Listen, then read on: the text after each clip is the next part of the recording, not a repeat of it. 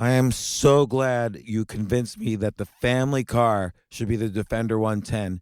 It is so beautiful inside, it's so comfortable, and it just feels indestructible. Yes, it really is. I've been waiting a long time for the new model to come out. The Defender 110, I'm telling you, it's my favorite car of all times. It's my third one.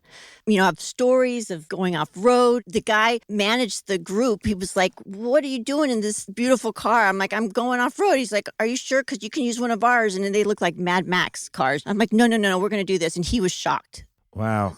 Well, it's great because the Defender has been reimagined for 21st century adventure, and its unparalleled off-road ability as well as its robust interior are invaluable whether you're headed towards uncharted territory or just a weekend of exploration. The Defender 110 tackles challenging surroundings with absolute confidence. The SUV conveys strength outside and in, featuring peerless technology like an intuitive driver display and an award-winning infotainment system. That's my favorite part, to keep you connected no matter where the journey takes you.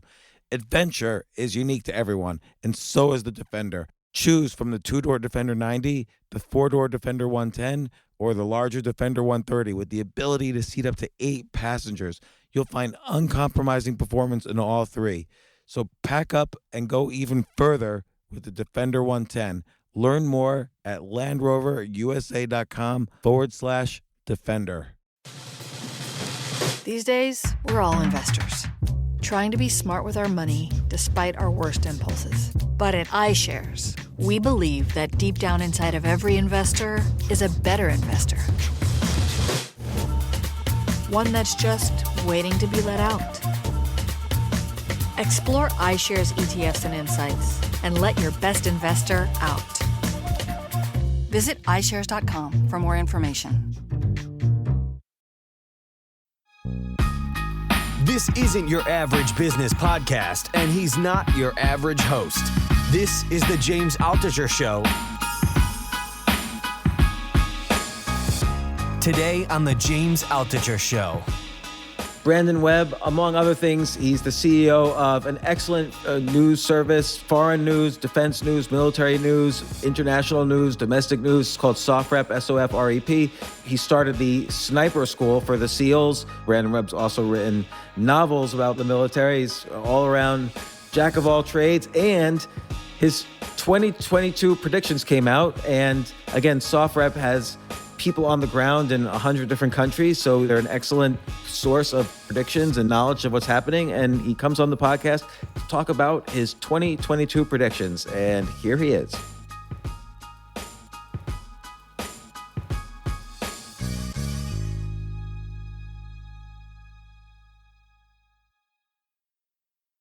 So Brandon Webb, you've been on the podcast a gazillion times. The last one was for your novel, Steel Fear. Steel Fear. The next one is like Cold Fear or Cold Steel. Cold Fear. Okay. Yeah. The third one should be Cold Steel. Yeah, and we're trying to figure that out because we're on book 3 right now. We're working on book 3. So. I am so impressed, by the way, that you've converted your knowledge of military and also your knowledge of how to analyze algorithms to basically novels, because you figured out what category you should be writing a novel in. You got a 3-book deal, right? And you start churning out these novels that are excellent, by the way. So, and we've talked about that on a prior podcast.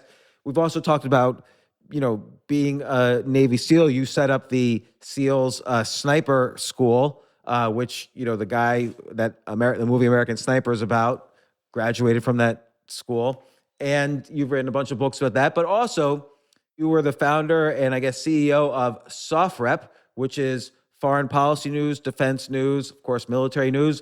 And what I really like about your news company, as opposed to like every other news company, is that your sources are very real. Like it's not like you have reporters that, get press releases sent to them and then you write about them. You have people on the ground in 100 different countries because of all of your military and intelligence agency contacts. And they're not just intelligence contacts from the U.S., but from other countries. You have thousands of connections working in every country. And so when you see news, these are things that are actually happening on the ground, which is why I always appreciate every single year. You started in 2012. I appreciate every single year your predictions. They're not biased left or right. they are what they are. Well, also, I would say this. When I started SoftRep, it was military culture only. It was a fun site. I started interviewing my friends, like Chris Kyle, the American Sniper. And then what happened was I built this writing team, and what ended up happening was these guys and gals were reading what was happening in Fox, CNN, New York Times, and they're like, they're not getting it right. Like, this isn't happening in Iraq or Afghanistan. And so they would call their friend, and then they would write a story, and then all of a sudden the New York Times calling me like, who the hell are you guys? And can you work with us? So we've done several pieces on the investigative journalism side with New York Times, NBC, CNN. So it's kind of cool. It morphed into this news site organically. I didn't start SoftRep going, I'm going to have a foreign policy news site. It's just the guys that were writing for the site cared about what was happening in the world because they had served overseas. And so that's kind of how we started out in news. And then I had to figure out, okay, now I'm the CEO of this news site. We can't do satire anymore, and people are taking us seriously. So it was a lot of lessons learned on how to ethically, run a news organization. But I'm really proud of what we built over the years. And to your point, I think generally people think we're conservative based on, the fact that a lot of the writers. Yeah, people associate the word military with conservative. Yeah, and I was about to say that, is that which sucks. I do not see an ounce of that in your site, left or right. No, I'm glad, because we work really hard at just kind of trying to bias towards the truth instead of spinning it one way or the other. So I'm glad, that shows up that way. And it's an important perspective because, first off, the military is supposed to be neutral. The President of the United States is the commander-in-chief of the military, regardless of what party he comes from or she comes from. And second is that you really are, and I say you, I mean the military in general, and intelligence forces and so on, and SEAL forces, you're an ex-SEAL, and all special forces. You are in every country dealing firsthand over life and death, what the political and economic issues are in that country. That's why the reporters are calling you. So it's for a lot of these reasons and for predictions like what we're about to talk about that I really enjoy talking to you about it. And I just saw this earlier today and gave you a call and you were available to talk. So I'm grateful for that. But let's get right into it. Like, you started off with, domestic affairs. And obviously the last 2 years have been, I don't want to say eye-opening, but have been very different. Nobody would have said in 2019 predictions, the entire economy is going to be locked down for a year and we're going to have this pandemic. Like, no, everybody who made predictions at the end of 2019 was largely wrong, and that's fine. But now that we've seen all this, we're dealing with, I'd say the main issues internally we're dealing with, other than the polarization, are supply chain issues, inflation, employment issues. And maybe we can start off with those because they're very important in the sense of where the stock market's going, where inflation's going, and how, the higher inflation is, the more political unrest there will be. And, I have opinions on this, but I'm curious what your issues are. And also how we're going to deal with the next 10 variants of this pandemic is going to be interesting. Yeah. I mean, on the pandemic, I was thinking about it as I was, rereading the forecast for 2022 that the team put out.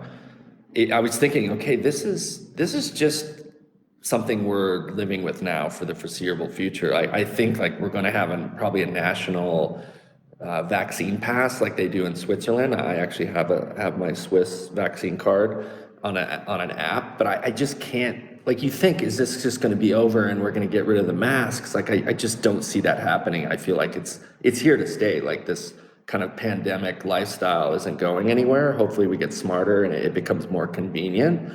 But to your point, domestically, it's already created this huge issue of you can't tell me what to do, right? And it's very politicized, and it split the country. That's kind of on this issue, which, we're already a country divided. And let me ask you already, sorry if I interrupt, because there's so many things you cover, like in each thing. Like, and you mentioned this in the article that the U.S., even the U.S. government's going to start waking up to the second and third order effects of policies around this. So, for instance, what happens when you print all this money? And I don't belong to the same camp that says inflation's mandatory once you print money. But there's also what happens to the economy when you shut down all these businesses. What happens to health issues when you shut down medical care, except for people with COVID? What happens when there's mistrust around some of these issues and so on? So you address that in the article, but when you say we're here to stay, do you think that, and I know you're not a healthcare expert, but do you think that, with Omicron, it sort of shows that maybe we're mutating towards less virulent versions? I mean, they're more transmissible, but less dangerous than prior variants like Delta. Do you think that could trend towards COVID being essentially a non-issue, just like SARS-1 became a non-issue? No, I mean, I've traveled extensively during the pandemic, and I've seen kind of how the EU is kind of in a similar situation, right? It has these different countries that are member states, and you have the vaccine, and if you go to Switzerland, where my girlfriend lives, you have to show your Swiss card. I had to go to the Swiss pharmacy and have them verify my New York vaccine, and then you get this like national app. So I just, because of the nature of global travel and we're so interconnected, I think I cannot see us putting away the masks and not going to some type of national vaccine proof, and then it's going to be the way it is, because they're having challenges with people in the workforce, even though work is trending towards remote, or it's more acceptable, you still have people in offices, and the policies are all over the place. So eventually I think the United States is going to have to come up with you can't just say, okay, Texas, you do it your way, Florida, you would do it your way. It's like, no, we're going to have to come up with some type of national plan, and it's to travel interstate, you're going to have to get vaccinated and constantly stay up with these different variants. And I think that having this, whatever you call it, app, is just going to be a way of life from now until the future, because these pandemics aren't going away. I mean, it was SARS years ago, and now it's COVID and these different variants. Now, I got Omicron. My family did when we were in Tulum. It just ripped through us, and it was pretty mild, like sore throat, congestion, and a little bit of down energy. But that's what I'm saying. Like, if COVID ultimately every variant is, there's fewer and fewer deaths, and it becomes like maybe a bad cold or a small flu. And by the way, I'm not saying that's what it is. I'm just saying do you think we'll still have as much seriousness around the issue, or will eventually people have COVID fatigue and just be like, all right, enough with the mandates and this and that? I think that there is that kind of COVID fatigue. I just don't see it going away anytime soon, with an example of being this Omicron, right? It just pops up. It affected me. I almost didn't get allowed to board a plane to Switzerland. So I think, as you know, we've talked about this before, governments are just super slow to regulate things. I mean, look at what's happening in crypto and NFT space. They can't, it's so far advanced. They're just getting around to wrapping their head around regulating Bitcoin and Ethereum. And now you have these crazy NFTs, which is, I'd love to talk about at some point. My son has started a crypto hedge fund, and they're investing heavily into NFTs, which a lot of utility NFTs that play into the metaverse and all this other crazy stuff. There's a couple of things though. One is, right now there's 10 million jobs open in the US, and maybe 7 million people looking for jobs. So that's a really wide gap. I've never seen that before, really, where there's so many more jobs open than there are people to fill them. And it's even greater than that if you consider that not every job is appropriate for every person who's looking for a job. And a lot of that is because of people switched to a different lifestyle during COVID. They simplify their lifestyle and realize, oh, this is okay. And B, nobody wants to work if they feel it's going to be shut down again, or if they're going to have to wear masks all day for the rest of their lives, or and whether that's right or wrong, I don't know, but I think that's what's happening. And you refer to that in your predictions. So what do you think happens there? Like, and where are all the employees that are no longer showing up for work right now? Probably Tulum. That could be. Yeah. Because they're simpler. They figured out they could live in a simpler lifestyle and make money in other ways. Yeah, I think, It's a really tough question. It's a smart question to ask and a really tough question to answer. But I think this is, one of the things I challenge Sean, my editor. I was like, look, I think, personally, I believe that we're gonna be into some type of recession end of the year, end of 2022. And it's because this kind of hasn't caught up with us yet, right? The fact that, all these companies are trying to figure out what's happening with the workforce, regulations, insurance is saying insurance companies are very smart on this. They're saying, okay, well, you can't bring so many people back to the office. And so it's just all this stuff happening and it just hasn't quite hit yet. I thought we would be in a recession, much sooner than we are now. And it's like the stock market's still going crazy. Crypto's crazy.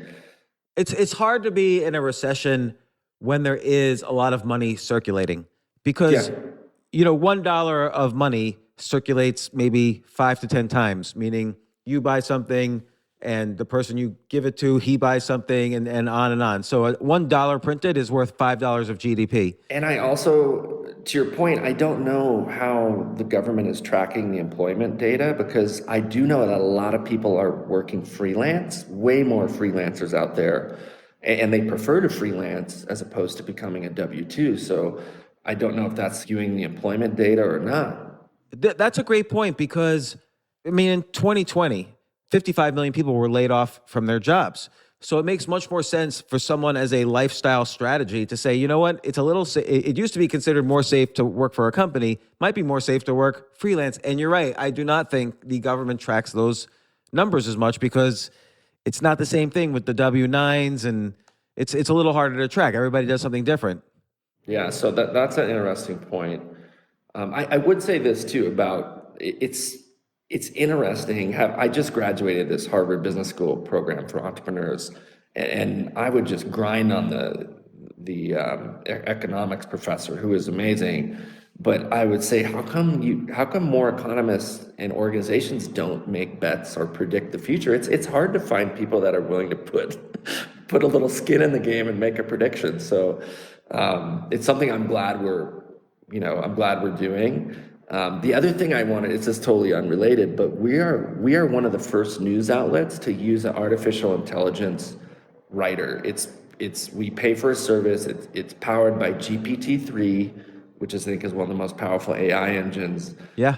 But you still have to point it in the right direction and edit it like a human writer. But this AI will write a 1,000-word article in about 10 seconds, and it's pretty fascinating. And even I had the conversation with one of the news outlets, the big ones that we work with, and I said, "Are you guys using this?" And they're like, "Oh my God, no, we're not. We know about it, but I think it's because they're afraid they're going to be out of a job."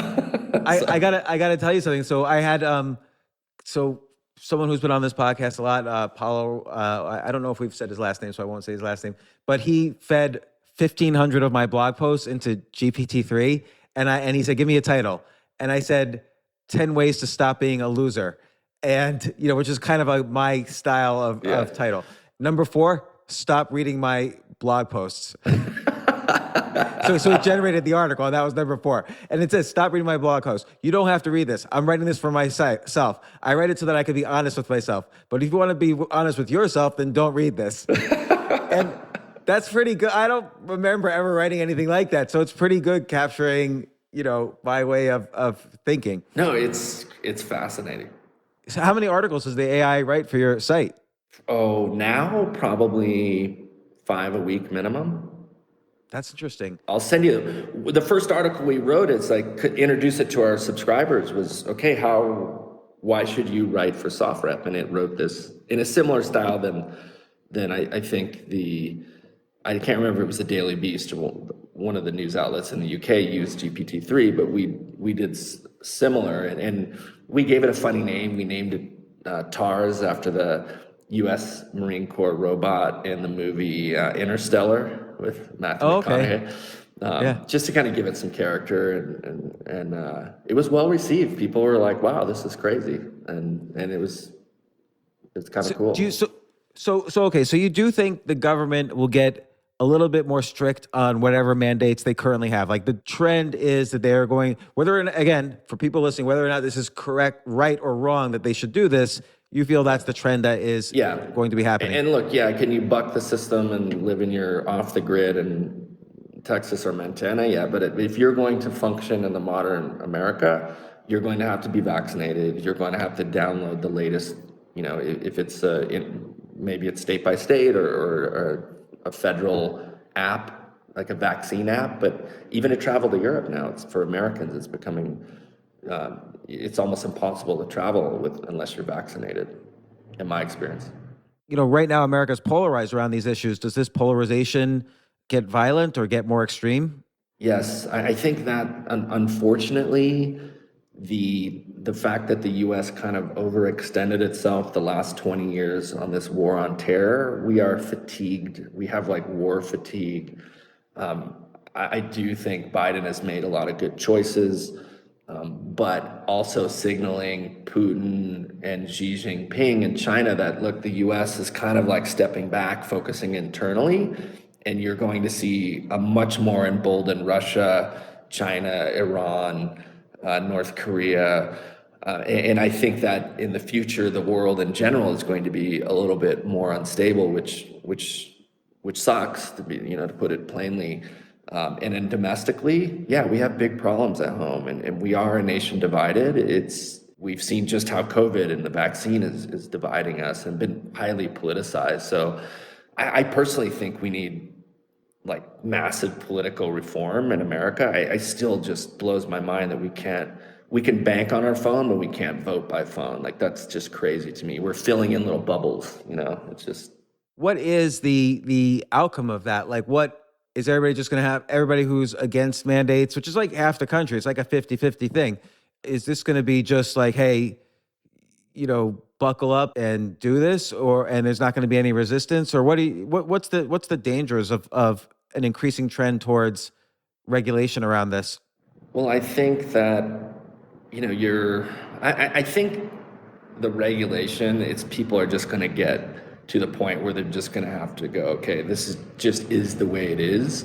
So I don't see that being the fuel that, or the spark that ignites this civil unrest in America. What I see is the fact that the income divide in America, especially with COVID kind of accelerating many things, including, industries like telemedicine, it's accelerating the income divide in America. And now we have this bigger gap of the extremely wealthy and the extreme poor. And that's a big problem we have to solve. When you go to visit, I spent a lot of time in Switzerland this past year and seen how they kind of have a pretty good blend of socialism and capitalism. But you can be homeless. Like, I don't even know if there is homeless in Switzerland, but I've seen the street people and they're doing very well. They're riding around with $1,000 bikes. So I do think though that we really need as a country, and it's not going to be solved by government, it's going to be solved by all of us, hopefully, in industry. Right, because like, for instance, wage controls don't work. Wealth distribution has not been shown to work. I mean, we've been trying it in a 50-year experiment that has only increased the wealth divide. So, and taxing the rich never really seemed to work because, you can argue on one hand, on the conservative side, you could argue less incentives. And on the left side, you could argue the government doesn't really know how to spend any extra. There's a Laffer curve where the more you tax people, you still don't make more money because people either decide to make less or they find more loopholes or they move to other countries or whatever. So you don't really raise more revenue that way to distribute wealth. So, which brings me to actually, you there is a section here where you say people are going to vote with their feet. So we've seen, and you mentioned this, but New York, California, and Illinois have lost hundreds of thousands of people. And in order, Texas, Florida, Arizona, North Carolina, South Carolina, and Georgia have gained people in 2021. People are voting with their feet. How much is this going to continue? Well, we mentioned, people like myself and yourself, right, who are very portable, have liquid assets, it's easy for us to just go, you know what, I'm out of here, right? Flip the switch and we go where we go. We mentioned in the article that now more people who are maybe in the lower income brackets are that have to sell a house or make more arrangements. So that kind of initial wave of people voting with their feet is now trickling down to I think a lot more people who are.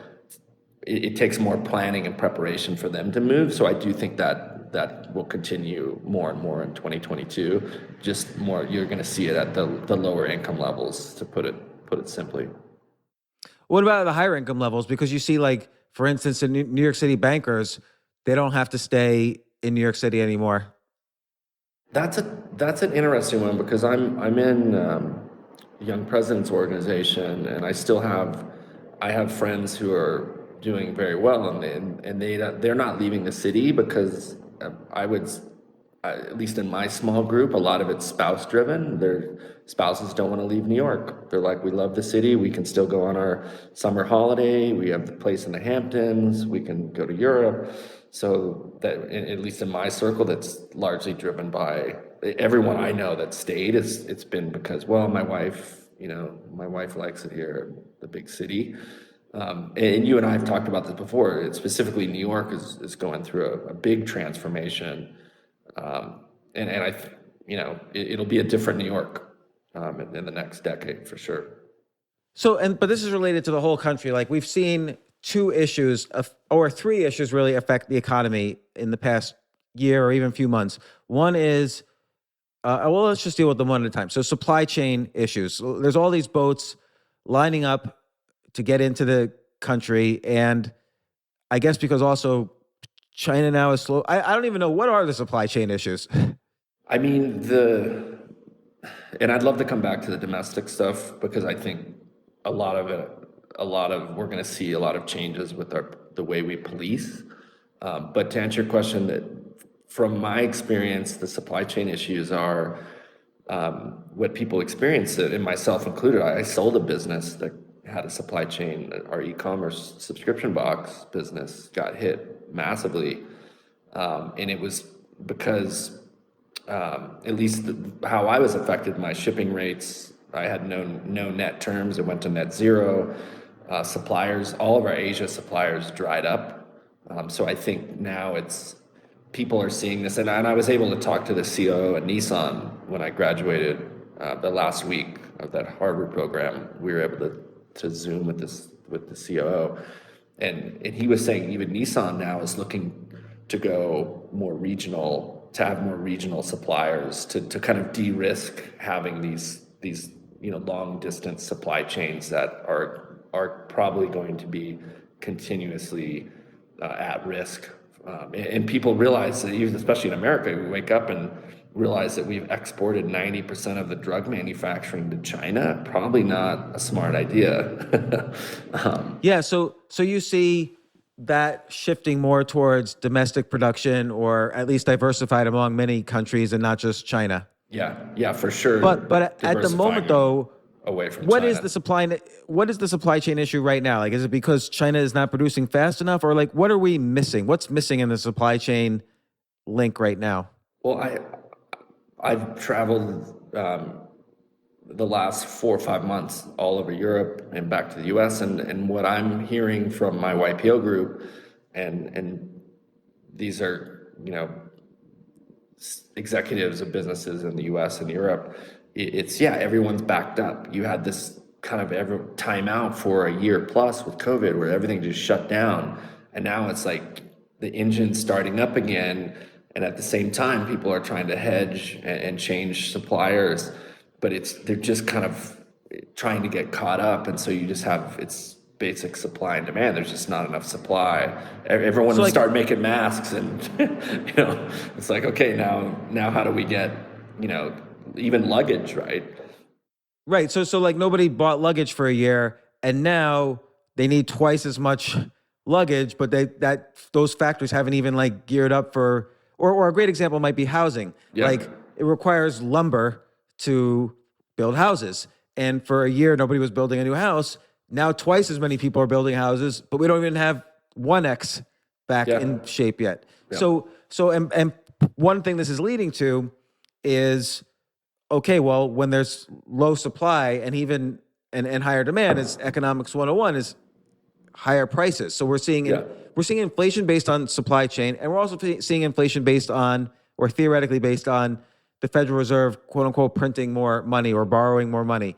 And a lot of economists say, or a lot of men on the street also say, this will lead to higher permanent inflation. And I'm not so sure. Where do you guys stand on that? I think we're. Like, do you think the supply chain price increases are permanent? I mean, look, it's tough to tell someone, as a business, say this is the new price, have someone pay it, and then go, oh, we're going to lower it. So I personally don't think that the prices are going to come down. I think the inflation is more permanent in nature, but I also admit that we're in kind of unknown territory, right? We're in the where we're just printing money as the U.S. and America is one of the few countries can do it because people trust the dollar. I mean, oil's pegged to the dollar, so I do think what I have heard in my international friends and my business group is that what happens if all of a sudden China has more influence and all of a sudden, the U.S. dollar loses. For instance, if it just changed from the Middle East, they say, you know what, we're no longer going to peg the dollar to the price of a barrel of oil. It's now going to switch to Chinese currency. I mean, what does that do to the U.S. trust and the marketplace? Okay, but let me ask you a question. Like Realistically, are people ever going to trust the Chinese currency over the U.S. currency? Yeah, and that's a great question. I do think that's a big issue. It'd be a really tough one to overcome. But I mean, China's playing the long game, and they can do that because of the political system. Where in America now we're every 2 years we're talking about who the next president's going to be. But yeah, I mean we're in I think that's one of the reasons the U.S. is in a pretty good shape coming out of this COVID situation is because generally everyone looks up to the U.S. Right. I think this is the big question so again, there's two issues: supply chain. If there's not enough supply of products and there's demand, prices go up, and that could turn into permanent price changes, or a competition could bring some of those prices down and whatever. Another issue is, okay, if prices are up 5% this year, well, last year they were up 0%. There was even deflation a little bit, so it averages out. But the money printing one is a strange issue because we printed up something like 30% of all the money in history in the past year. And the big question there is not, the big question is, can we do that? And I think, like you said, people trust the American currency. It's a supply and demand issue. It's not just a supply issue. So if there's demand for the U.S. dollar, we could do it. And the question is, what other currency could there possibly be demand for? As long as there's demand for the U.S. dollar, as long as people are buying U.S. bonds, then we can print money. Now, the second, like you said, as you just said, the second that trust wavers, then there's serious trouble. Yeah, and that may be more of a longer term thing to think about. But be thankful we're not a country like Venezuela. I ended up speaking with one of the largest grocery retailers in Venezuela, and they were having to change their prices 5 times a day. What causes hyperinflation in a country like Venezuela? Well, I think in the Venezuelan, they tried printing more money. It just didn't work, right? And people have no trust in the currency, and so you end up, with these wild fluctuations. But that's probably a question an economist is more suited to answer. Well, I think part of the problem is, like, when the U.S. borrows money, people lend dollars. Like we have to return the loan in dollars. When Venezuela borrows money, they probably also have to return the money in dollars or yen or whatever. So part of the problem is when you borrow money in a currency that you don't control, you can get into hyperinflation. But the U.S. a lot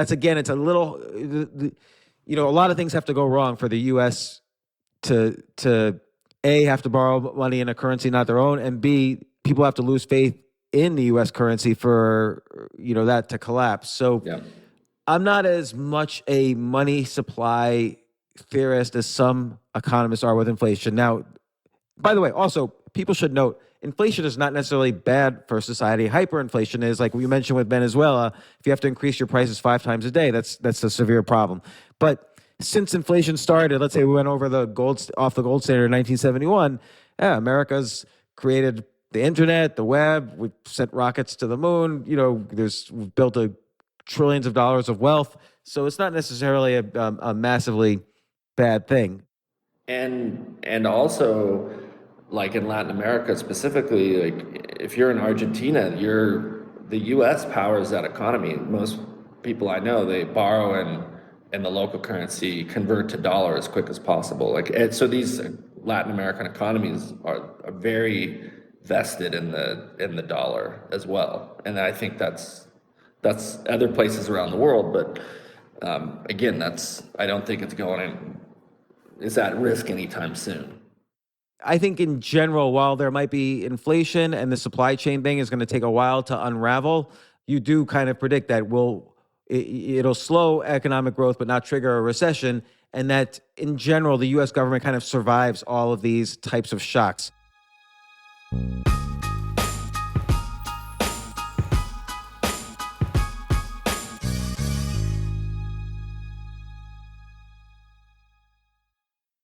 Oh my gosh, I love these clothes. Mizzen and Main. That's Mizzen and Main.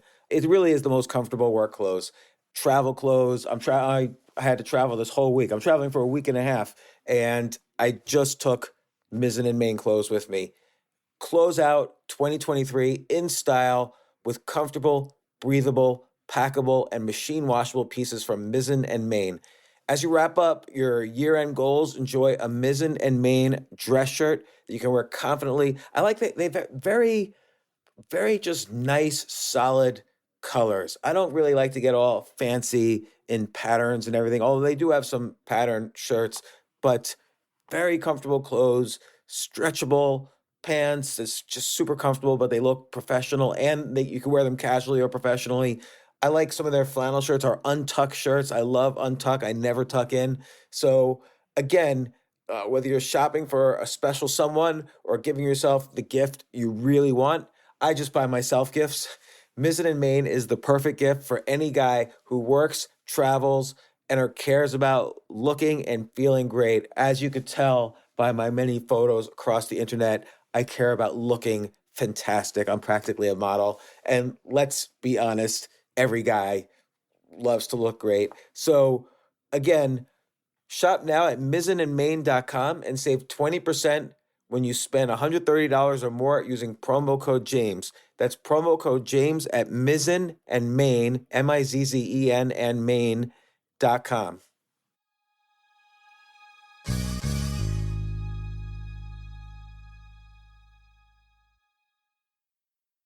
You know what I love about fantasy sports is that even though I'm not going to be a great basketball player or a baseball player or a football player or whatever, I feel like I get to participate and make decisions and use my knowledge of these different leagues or these different sports to compete.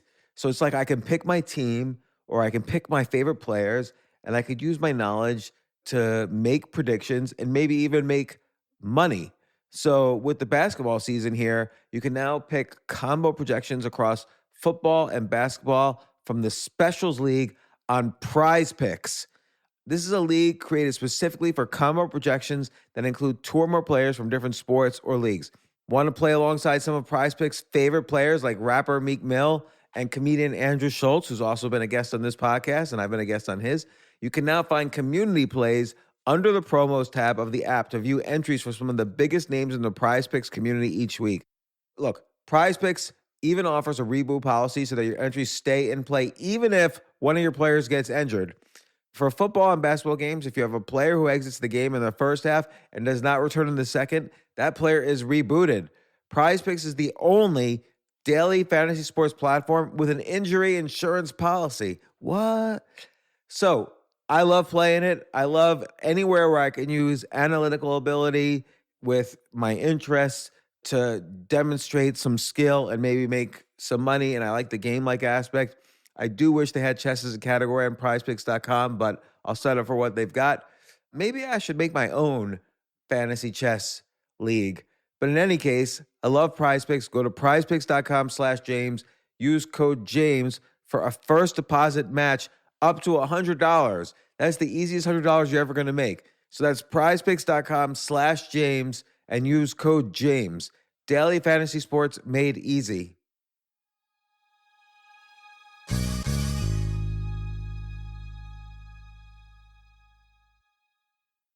The future of learning is definitely online. Like, it's such BS that you have to spend $200,000 or take $200,000 in loans and go to some fancy school when it's useless. It doesn't guarantee you a job. Most employers, including me, do not care about degrees or grades or anything like that. We want to care that you love what you're doing, that you know what you're doing, in some cases that you have experience or that you're willing to learn.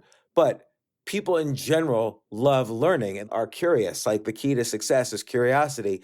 And I think masterclass.com is the perfect model for online learning. I'm really happy they're sponsoring this episode. If you're going to give a gift, give the gift of learning. Masterclass makes a meaningful gift this season for you and anyone on your list, because both of you can learn from the best to become your best, from leadership to effective communication to cooking. Let me tell you some of the classes I've taken. I've taken comedy from Steve Martin. I mean, can you believe I can take a class from Steve Martin on comedy, or Judd Apatow, my favorite comedy director? I could take an actual class from him on writing. Wolfgang Puck on cooking. Dan Brown on writing, or Judy Bloom, who's been on this podcast, on writing. By the way, Wolfgang Puck also has been on this podcast. It's such a pleasure. I try to take classes all the time from masterclass.com. And whether you're watching Masterclass on TV or listening in audio mode in the app or on their site, the quality speaks for itself. It's like these Masterclass instructors are your own personal mentors that are going to help you reach the next level. How much would it cost to take one-on-one classes on comedy from Steve Martin or on chess from Gary Kasparov? You just wouldn't be able to do it. But it would cost hundreds of thousands of dollars. With a Masterclass annual membership, it's $10 a month. Memberships start at $120 a year for unlimited access to one-on-one classes with all 180 plus Masterclass instructors. So it's not just $120 for one instructor. You get all 180 plus Masterclass instructors.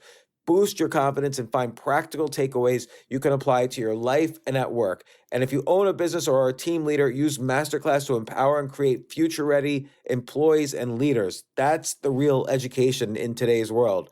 So this holiday season, you can give one annual membership and get one free at masterclass.com/JAS. JAS, of course, stands for the James Altucher Show. So right now you can get two memberships for the price of one at masterclass.com/JAS.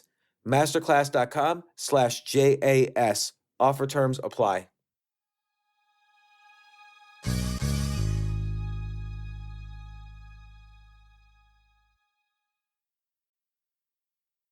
You also predict that in 2022, we're going to see the House and the Senate go Republican, but the president will be Democrat, and that will kind of create, which, by the way, when the president is one party and the House and the Senate's another party, that's been the times of greatest economic boom, because it means government can't make decisions, and so capitalism works. Yeah. But do you really think that parties will switch in the Congress? Yeah, I mean, it's just kind of I think it just occurs naturally, right? You have these swings. Yeah. Like longer term outlook, what concerns me is Trump kind of controlling the Republican Party, and what does the next election look like? I think it could be pretty nasty. Well, does it? So that's two questions. A, does he control the Republican Party? I think he has a large, it seems like he's controlling a large percentage of the donor base. But I don't know. That's a good question. Like, if Ron DeSantis, the governor of Florida, who's a Republican, and by the way, this is just analyzing from like almost like a game theoretic point of view. If I'm Ron DeSantis, do I kiss ass to Donald Trump in order to get his donors, or do I say, listen, a lot of people think I did a good job, blah blah blah, some people don't think I did a good job, but I have my own base in the Republican Party. I'm going to go out there and do well in the debates, and maybe I don't even have to raise as much money as people think. Yeah, I mean, I think you're seeing this happen already within the Republican Party. They're trying to kind of go neutral or distance himself from Trump without kind of drawing his ire, right? Yeah. So the problem is he just has a ton of influence, and now he's got this, I forget what the hell they call it, but they've got this Trump media business, and so it Is just that launched yet or anything? I haven't heard of it. I mean, I've heard of it, but I haven't heard it launched or anything. I think it has, but I don't know what state it is in. Like, I saw the deck on it. I'm happy to share it privately with you, but Oh yeah, that's interesting. it's yeah, it's just the thing is he can make a lot of noise, and a lot of unrest seems to follow him, and that's my concern in a country that's still divided, wider income gap, a lot of problems, and then what happens? A lot of people have a lot of cities like Portland, Oregon, have gone a long way to defund the police.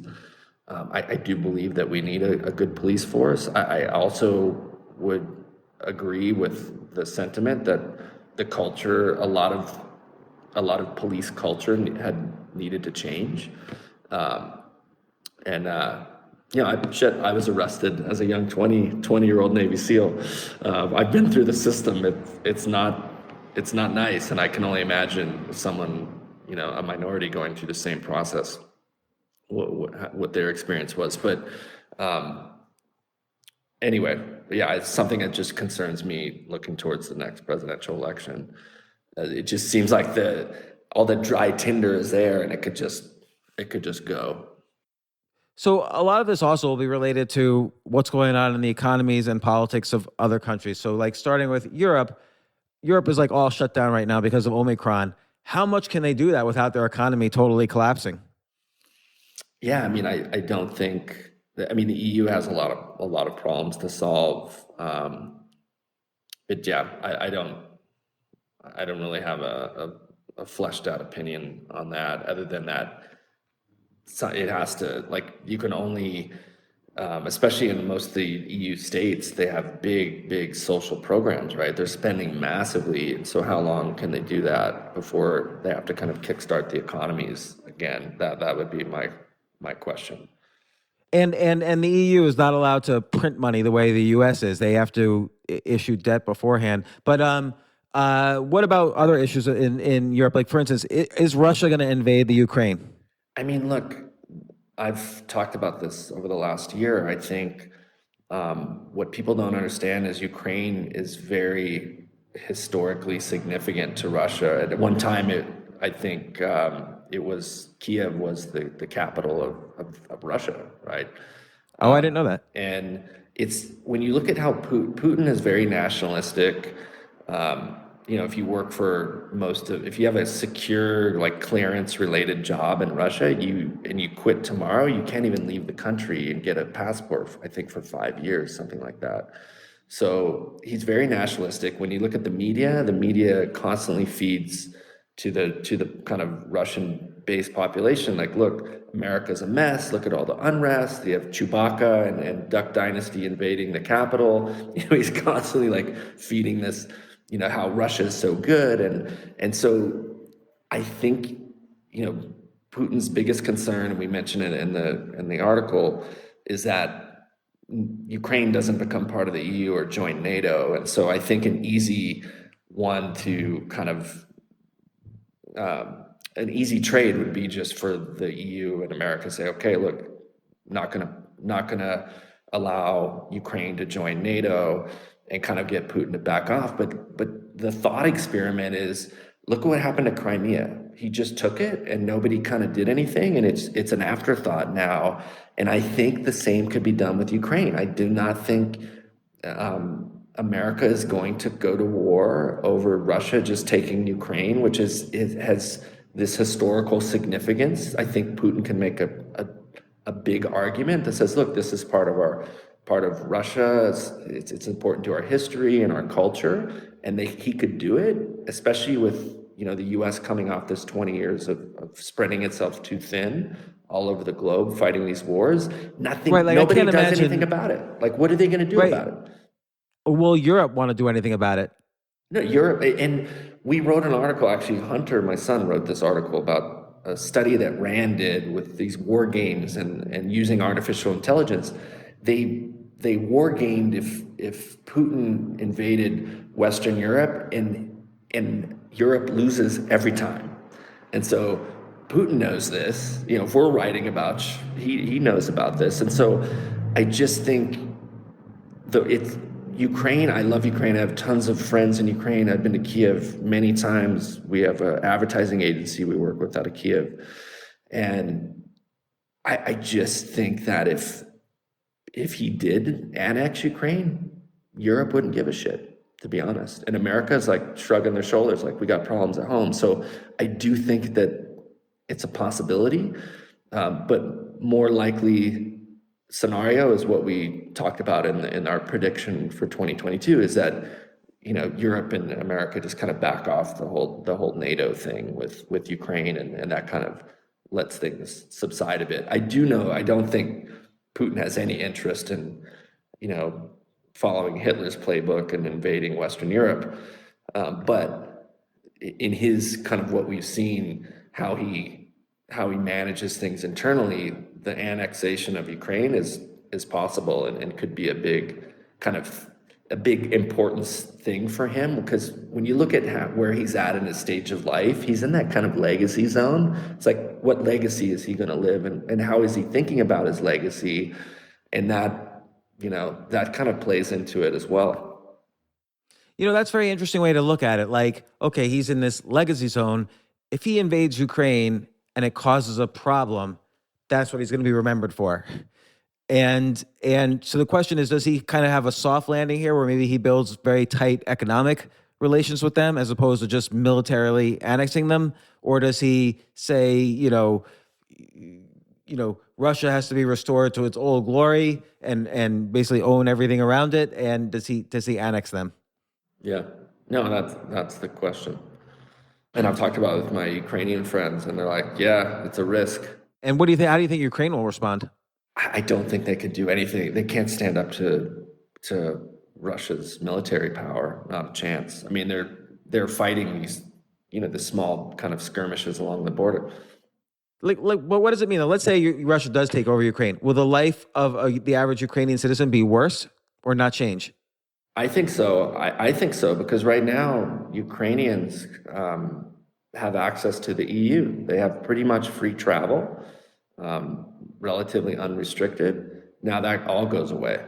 So and look, the problem is, I think if I'm Putin, I'm going to go, okay, this is going to be a problem for me, because Ukrainians have tasted capitalism and freedom. And once you give that to them, it's very hard to take away. And I think that's a big problem that Putin has. And if he were to do it, he's going to have to just lock it down with an iron fist. And they're just going to have to, you know, get real with the fact that they're now, you know, part of Russia. But like, this is a naive question, but what does it mean for Putin if he takes over Ukraine? Does that mean he gets their natural resources? Or like, what does a country have that they give to their new rulers when they're invaded in today's day and age? I guess he gets their tax base. Yeah, I mean, I'd have to go look at tax base. I think largely it's a symbolic kind of play to this nationalism strategy of like, look, we took it back. I'm the president that got basically the territory of Ukraine back inside Mother Russia. And it could be I think it's more symbolic. Yeah, they have some resources, tax base, that kind of thing.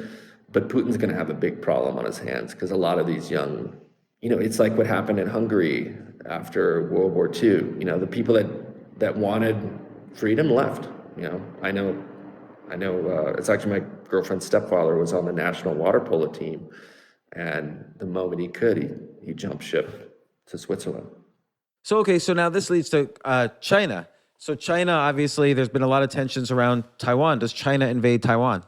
No, I think China is taking a very long, patient approach to Taiwan. I think China gets Taiwan back in the long run, but they just don't have any need to invade. I think they just go, they're waiting very, very patiently.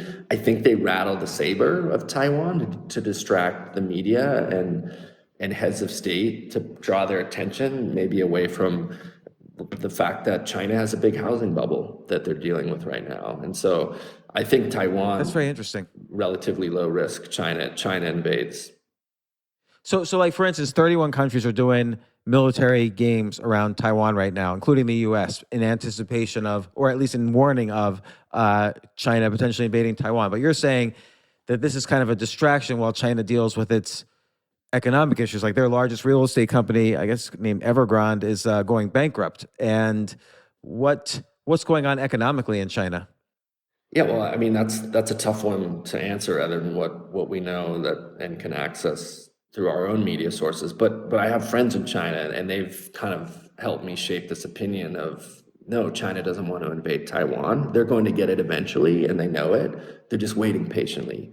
And look, how many billions of dollars does it cost America to go war game in the South China Sea? It's a huge distraction, huge waste of resources, and China just kind of sits back and goes, okay, they're focused over here. Now we can kind of deal with our own internal issues and the optics of it to the rest of the world. Will they deal with those internal issues? Like, no, to your point, I think China has a big problem. I mean, they have a massive population, tons of environmental issues, just feeding that population and supplying, just the amount of oil that, and we mentioned this in the predictions as well, is that the fact that China is relying on, external sources for their oil consumption is a problem.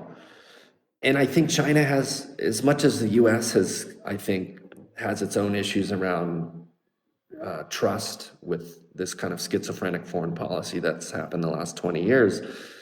China doesn't have a good reputation. They've gone in these African countries, said, oh, we're going to build your roads and your bridges and all this infrastructure. Just give us access to your local resources. They come in and they just take, like the Borg in Star Trek, they just take everything, exhaust all resources. And then these governments that had these shiny new bridges and roads, the roads are crumbling because there's been no plan to kind of maintain the infrastructure. And China's like, we're out. So they've just come in and just ravaged these countries throughout Africa. It's one of the reasons why South Africa is never, they're very diligent about preventing the Chinese from even accessing their coastal fisheries. So China has a big problem. They have a big problem with trust as well. and what if they don't solve it? Yeah, I think they have that's probably what's keeping Xi Jinping up at night. It's like, how do I deal with all this internal stuff that's happening in a hungry population, a very poor population, and how do we keep up, with China's, what I think is their ultimate goal. They want to be number one, and they probably are the largest economy now in the world. But they've got issues probably you and I don't can't even comprehend. But Right. yeah, I mean, look what happened to the USSR. That could go. Our model of democracy is not perfect, but it works. People like freedom. I think inherently people want to be free. And that's a big problem for China in the modern age where, yeah, they try and limit the internet and the stuff, but it's very hard. The smart people know can kind of get around it. So I think that's their biggest issue is give somebody, I know I have very wealthy Chinese friends. When given the choice and they have the resources, they don't choose to live in China. They leave. They go buy real estate in New York and Los Angeles, and they get the hell out of China. And I think, that's going to be a big problem for China in the future is if and when the population kind of wakes up and says, we're tired of this. That's a big problem. And on the reverse side, I think India, despite its various border problems, U.S. manufacturing trusts India a little bit more right now, even though there's not really a manufacturing system in India, but that's one way we'll diversify our supply chain is buying from India, and India, Indians are not leaving as much as they used to come to the U.S. for new opportunity. And so, that's going to be an interesting issue in that region. Although, again, it depends on how we treat these countries and how China does and so on. Yeah, it's an interesting one because you have their defense industry. You're going to see a massive boom, and because now, look at what's happened in Afghanistan with the U.S. pulling out. I think domestic terrorism increases in India because now you have this, well-armed Taliban and backed by the Chinese as well, and so. India's in a tough spot. I mean, it still blows my mind that we have this strong alliance with Pakistan and not with India, because India seems like a pretty damn good partner to me for many of the reasons you mentioned on the supply chain. All right. So what are the 5 things to worry about for 2022 in the world? I would worry about Russia and Ukraine and how that affects Europe. I would worry about a nuclear Iran. I say this because Iran has been a known state sponsor of terror for years and years. And when you have this radical ideology coupled with nuclear weapons, that's not a very good combination. So that keeps me up at night. No one's talking about North Korea and what's happening there. Well, okay, that's very interesting. Well, I'll get to that in a second. But like a nuclear Iran, how possible is that? I think it's very possible. However, underscore, Israel's not going to sit by idly and let that happen. So it's like conflict. There could be a war with Israel and Iran, and how does that look? But I think also that could be why, like Iran, correct me if I'm wrong, they're more Shia and the Arab countries are more Sunni. And so I think that's maybe why there's all these alliances between like Qatar and Saudi Arabia and so on with Israel, is that Israel is the check in the region on Iran.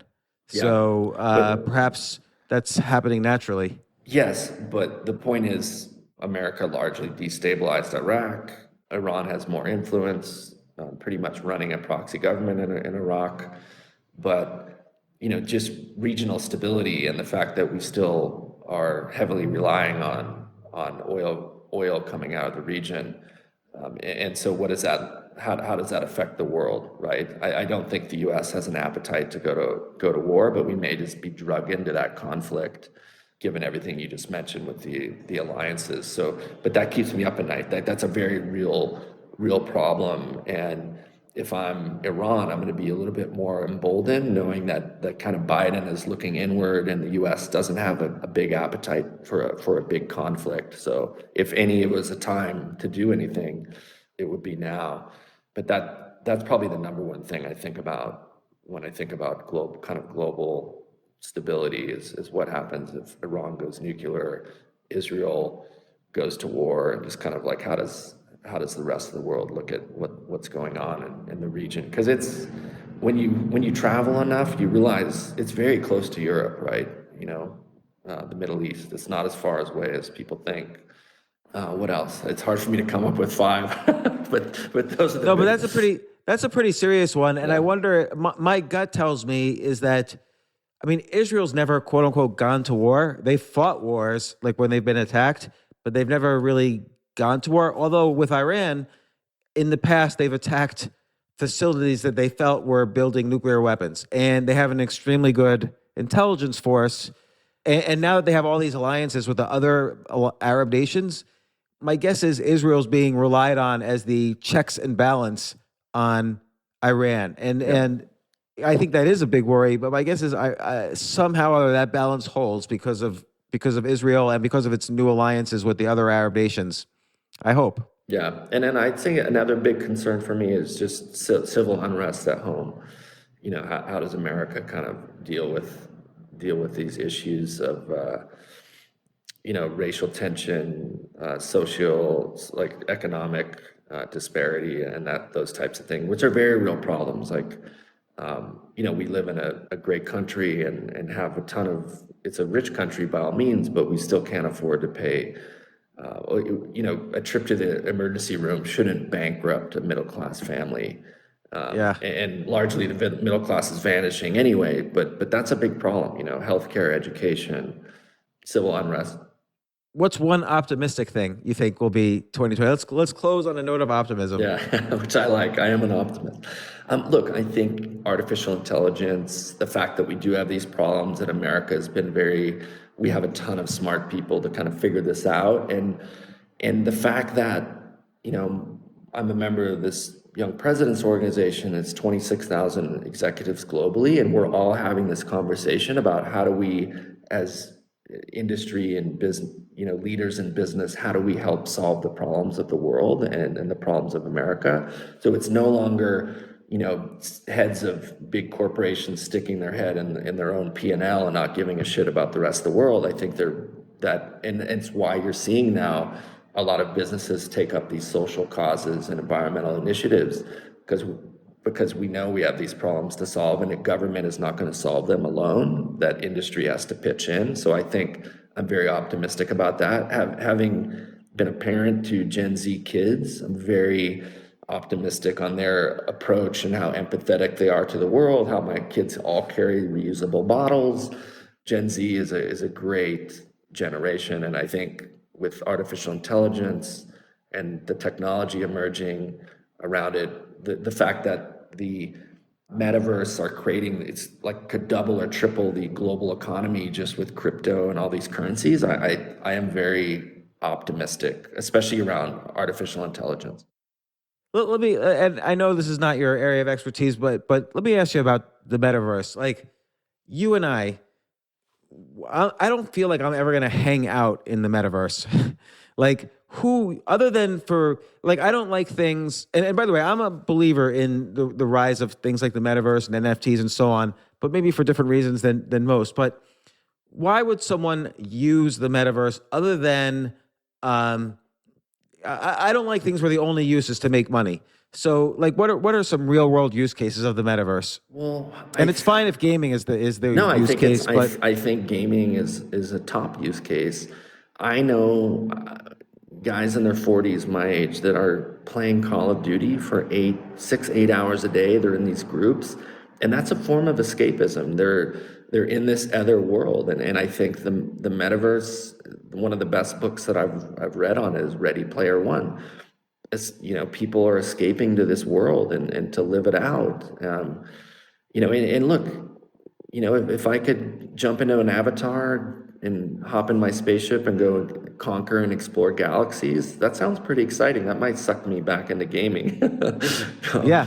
So I do, and we're seeing, just look at the explosion with crypto, and it's, people think crypto, they just automatically go to Bitcoin or Ethereum. It's like, and the NFT space is crazy what's happening there, and large part of it is metaverse related. There's all these characters that are being, by this NFT character, like this, there's a thing called astronaut NFT where it's part of this new metaverse that's coming next year, and they could buy the astronaut and they get a piece of land and a spaceship and they can go explore the metaverse. Like, it's just nuts, but it's happening. And yeah, particularly the interoperability of all these worlds. So, like, if someone's in Call of Duty and another person's League of Legends, with the so-called metaverse and NFTs, you could travel from one quote unquote universe to another.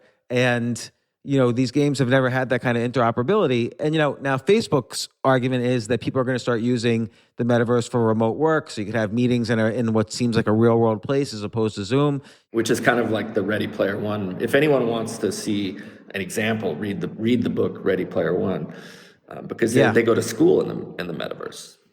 It's just so it's like, that's a good point. Which one becomes adopted? There's a couple search engines before Google took over. So which metaverse is going to rule? I don't think Facebook's is. I think Facebook has too many issues around just trust and identity and reputation. I agree. I think Facebook's foray into the metaverse is just because they're afraid. People don't understand the metaverse is not one metaverse. It's thousands. And Facebook is basically standing up and saying, no, it's really going to be us, but 5 years from now. So just wait. Nobody should use the metaverse until we're ready. But it's just like you say, with the search engines, there was Excite, Lycos, InfoSeek, all these others, and then Google won. And before Facebook, there was Friendster and MySpace and Tribe.com and GeoCities, and then there was Facebook. So I think they're afraid that technology will pass them by, and they're probably correct about that. But yeah, so Brandon Webb, I think people can find the predictions for 2022 at sofrep.com, SOFREP.com. It's one of the few news sources I really trust for myself. I know you guys do a great job. I've been following this for years, and we've been talking about this for years. These predictions were really well thought out and interesting. And also, you acknowledge that predictions are what they are. They're not facts. There's something in the future that we're guessing, but you guys do have a lot of facts and knowledge and experience to support it. And it's hard to say this will happen and this won't, but at least you bring to life the issues that we need to be looking at. Yeah. So, and I appreciate that on the website, and appreciate your readiness to come in this podcast. As soon as you send out the email, here's our predictions, I said, hey, come on, and you were ready. So thank you so much. Anytime. Thanks, Brandon.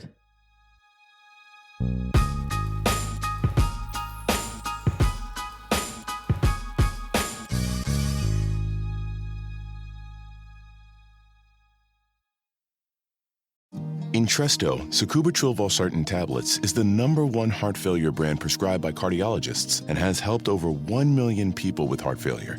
It's a prescription medicine that treats adults with long-lasting chronic heart failure and works better when the heart cannot pump a normal amount of blood to the body. Don't take Entresto if pregnant. It can cause harm or death to an unborn baby. Don't take Entresto with an ACE inhibitor or aliskiren, or if you've had angioedema with an ACE or ARB. Don't take with aliskiren or within 36 hours of taking an ACE inhibitor. The most serious side effects are angioedema, low blood pressure, kidney problems, or high blood potassium. Angioedema is swelling of your face, lips, tongue, and throat that may cause death. If it causes difficulty breathing, get emergency help. Ask your doctor about Entresto. To learn more, visit support.entresto.com or call 833-446-6699. For pricing, visit Entresto.com/cost. If you can't afford your medication, Novartis may be able to help.